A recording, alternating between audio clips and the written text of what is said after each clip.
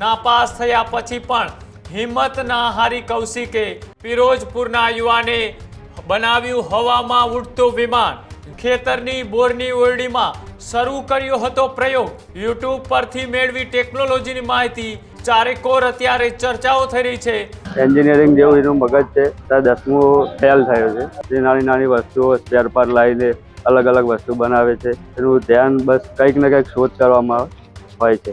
યુટ્યુબમાં આવડી બહારના દેશોનો વિડીયો જોયો હતો, 4 એરોપ્લેન આવડી ક્રેશ થયા। ઓનલાઈન જ મંગાવવું પડે, કારણ કે આપણા ગુજરાતમાં એવી સગવડ નહીં હતા। આવડી એન્જિનિયરિંગ કરવું, એન્જિનિયર આવડી શોધો કરવીને આવડી તો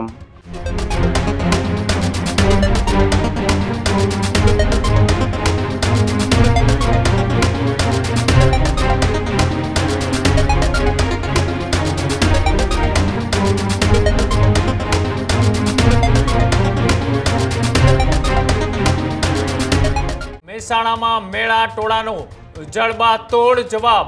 પિરોજપુરના યુવાને બનાવ્યું હવામાં ઉડતું વિમાન।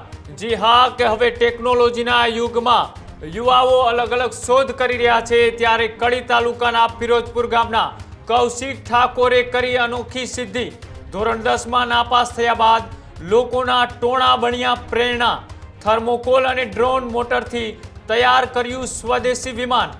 માત્ર 7,000ના ખર્ચે 5 ફૂટ લાંબુ મોડેલ છે તેમને તૈયાર કર્યું। લગભગ 500 મીટર સુધી હવામાં ઉડ્યું વિમાન। ખેડૂત ધર્મેન્દ્રસિંહ ઠાકોરના પુત્ર છે કૌશિક ઠાકોર। ખેતરની બોરની ઓરડીમાં શરૂ કર્યો હતો પ્રયોગ। યુટ્યુબ પરથી મેળવી ટેકનોલોજીની માહિતી અને શરૂઆતના 4-5 પ્રયાસ નિષ્ફળ ગયા, અને પછી 1 મહિના સુધી સતત મહેનત બાદ આ મળી એક મોટી સફળતા। ગામમાં કૌશિકની સિદ્ધિની ચારેકોર અત્યારે ચર્ચાઓ થઈ રહી છે, ત્યારે પરિવાર અને ગ્રામજનોના ખુશીનો માહોલ જોવા મળી રહ્યો છે। લોકોએ સરકાર પાસે માર્ગદર્શન અને સહાયની પણ કરી માંગ। નાપાસ થયા પછી પણ હિંમત ના હારી કૌશિકે લોકોના ટોણાએ મને મજબૂત બનાવ્યો। આવી વાત આ વ્યક્તિ કે જેમને એક 10 ધોરણ નાપાસ વ્યક્તિએ એક એવો પ્રયોગ કર્યો કે તેમનું જે વિમાન છે તે સફળતાપૂર્વક એ હવામાં ઉડ્યું, અને ગામના લોકો અત્યારે તેમની ચારેકોર એ ચર્ચા કરી રહ્યા છે। ત્યારે જે રીતના અત્યારે વિદ્યાર્થીઓ છે તે અવનવા પ્રયોગો કરતા હોય છે, ક્યારેક અવનવા પ્રયોગો એટલી પ્રસિદ્ધિ સુધી પહોંચતા હોય છે કે કદાચ તેમનો અંદાજ ના તો તેમને હોય છે કે ન ગામ લોકોને હોય છે। કદાચ તેવું જ કરી બતાવ્યું આ કૌશિક ઠાકોરે, કે જેને મહેસાણાના એ પિરોજપુર ગામનો આ યુવાન કે જ્યાં ખેત મજૂર સાથે જેમનો પરિવાર જોડાયેલો છે, અને તેમને એક વૈજ્ઞાનિક પ્રયોગ છે તે શરૂ કર્યા। અલગ અલગ એ યુટ્યુબ ચેનલ હોય કે પછી અલગ અલગ વેબસાઇટમાંથી તેઓએ માહિતી મેળવી અને એક મોડલ છે તે તૈયાર કર્યું, અને આ મોડલ તેમનું સફળતાપૂર્વક હવામાં ઉડાન ભર્યું, અને ત્યારબાદ આ મેળા ટોણાની સામે તેઓએ હિંમત રાખી અને પોતાના કાર્યને સિદ્ધ કરી બતાવ્યું। ત્યારે હવે કૌશિક ઠાકોરે આ તેમના પ્રયોગને લઈ શું કહ્યું, આવો તે પણ જોઈએ। બહુ ખૂબ સરસ કામ કર્યું છે એને, આટલી નાની ઉંમરમાં એને જેનું જે મગજ એન્જિનિયરિંગ જેવું એનું મગજ છે, બરાબર। એને હજુ તો બહુ 10મું ફેલ થયું છે। એને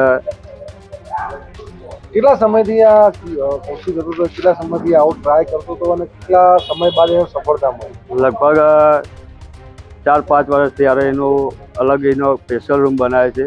જે નાની નાની વસ્તુઓ સ્પેર પાર્ટ લાવીને અલગ અલગ વસ્તુ બનાવે છે, એનું ધ્યાન બસ કંઈક ને કંઈક શોધ કરવામાં હોય છે।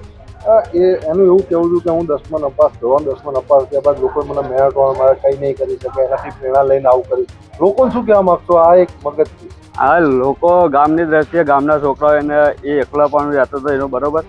એટલે એને એમ કે આનામ કંઈ મગજ નહીં, આ કોઈ રૂંઘો છે, પણ એવું કંઈ નથી। એનું અલગ જ મગજ હતું, જે એના શોધમાં કંઈક શું કરું તો કંઈક આગળ જવાય। નાની લોકો એની ટીકા કરતા એને પડકારું જવાબ આપ્યો, એને બસ કોઈ માથે લીધું નથી। એને કોઈ તો બોલ્યા કરે કે હું મારી રીતના જે કામ મેં સિદ્ધ કર્યું છે કે આ કાર્ય કરું છું એને હું પૂર્ણ કરીને જ રહીશ, બસ એના કાર્ય સિદ્ધિમાં જ આગળ રહે છે। સરકાર પાસે તમે શું અપેક્ષા રાખો કે આવા જે માઇન્ડેડ યુવાનની જે આગળ સારી સિદ્ધિ હાંસલ થાય એના માટે સરકાર પાસે બસ એટલી જ આશા રાખું છું કે આ બાળકને કંઈક એવી સહાય આપો, કંઈક અમારા ઠાકોર સમાજ પ્રત્યે કંઈક એવી લોન આપો જેથી એના મા બાપ ગરીબ હોઈ શકે તો દરેક છોકરા એવા નથી હોતા કે દરેકના મા બાપ પૈસાવાળા હોય, કોઈ ગરીબ હોય પણ એનું ટેલેન્ટ સારું હોય તો કંઈક આગળ નથી જઈ શકતા, બરાબર. અમે સરકાર કોઈ સહાય આપી શકે તો એ છોકરો આગળ જઈ શકે. એના એક પાયો કે સરકારની આશા કે મારા મા બાપ ગરીબ છે પણ સરકાર કંઈક સહાય કરશે તો હું કંઈક આગળ કરી શકીશ. આવડી 10મું નપાસ થવાના કારણે આવડી લોકો આવડી ટાણા મારતા હતા કે તું કાંઈ નહીં કરી શકી, અને મને આવડી એન્જિનિયરિંગનો પહેલાંથી જ શોખ હતો એટલા માટે મેં આવડી થર્મોકોલનું એરોપ્લેન મોટું બનાવી દીધું. એટલે સામા જોઈને બનાવીને કેટલા વર્ષથી તું આ બનાવતો હતો? કેટલા સમયથી બનાવતો હતો? આવડી વર્ષ જેવું થઈ ગયું છે. કેવી રીતે શીખ્યો આ પ્લાન બનાવવાનો? યુટ્યુબમાં આવડી બહારના દેશોનો વિડીયો જોયો હતો એટલા માટે મેં આવડી જોઈને બનાવી, પણ એનાથી મેં મોટું બનાવ્યું એમ. એટલે પહેલા ધડાકે બની ગયું કે તને કોઈ એવું? ના, 4 એરોપ્લેન આવડી ક્રેશ થયા. કેટલું નુકસાન પડ્યું 4 એરોપ્લેન ક્રેશ થવા? 3-4 હજારનું તો આવડી નુકસાન થઈ ગયું. અંદરના સેન્સરો ભરી જાય એવું નુકસાન થાય. તો સામાન ક્યાંથી લાવતો હતો આપણે? ઓનલાઈન જ મંગાવવું પડે કારણ કે આપણા ગુજરાતમાં એવી સગવડ નહીં હતા. બીજું આ વસ્તુ કેટલા પૈસાનું આ બન્યું પ્લાન? બધું થઈને તો શું વપરાયા સાધનો? 15-17 હજાર કાંક એવું થયું. અંદર શું સાધનો શું વપરાયા? ઇન્સ્ટ્રુમેન્ટ શું વપરાયા? ડ્રોનની વસ્તુ જ આવડી લીપો બેટરી, મોટર, સેન્સર અંદરના એવું. આપણે જે પ્લેન બનાવ્યું કેટલા ફૂટ ઊંચું ઉડાન, કેટલું લેન્થમાં, કેટલી લંબાઈમાં જતું હતું? આવડી લંબાઈ તો 500 મીટર એવું. અને ઊંચું કેટલું હતું? ઊંચું હવે હજુ લઈ ગયો નહીં, બહુ આવડી 200 મીટર જ લઈ ગયો. તને શું હવે તારી શું ઈચ્છા, આગળની શું ઈચ્છા? આવડી એન્જિનિયરિંગ કરવું, એન્જિનિયર આવડી શોધો કરવી ને આવડી તો અલગ અલગ વસ્તુઓ બનાવી એમ. સરકાર પાસે તારી શું અપેક્ષા? સરકાર સપોર્ટ કરે તો આનાથી વધારે મોટું હું કરી શકું એમ.